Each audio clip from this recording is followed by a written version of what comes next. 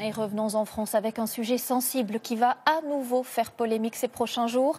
Les mères porteuses à l'étranger et la reconnaissance de la filiation des enfants dans l'état civil français. Le gouvernement pourrait avancer sur ce dossier de la GPA, la gestation pour autrui. Florence Griffon, Caroline Sins et Pascal Caron. Les deux filles de Dominique Menson sont nées en Californie il y a 18 ans d'une mère porteuse. Après des années de lutte judiciaire, elles ont obtenu la nationalité française, mais pas de livret de famille. En droit français, il n'est pas leur père. Le 20 septembre prochain, la Cour de cassation doit statuer sur leur sort. Ensuite, le gouvernement publiera une circulaire pour clarifier l'état civil des enfants.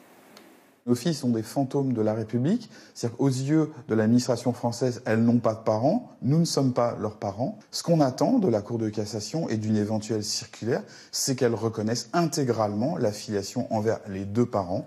Pour cette spécialiste du droit de la famille, il faut que ceux qui élèvent les enfants nés d'une mère porteuse soient reconnus comme des parents.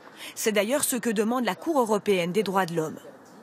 Les enfants doivent être traités à égalité, indépendamment de leur mode de conception. Rien n'a été enfreint comme loi, ni la loi française, ni la loi étrangère.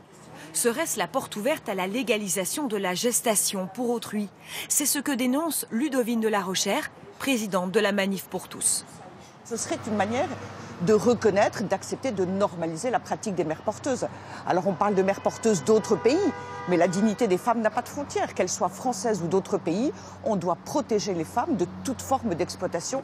Le gouvernement le réaffirme, il n'est pas question de revenir sur l'interdiction de la gestation pour autrui.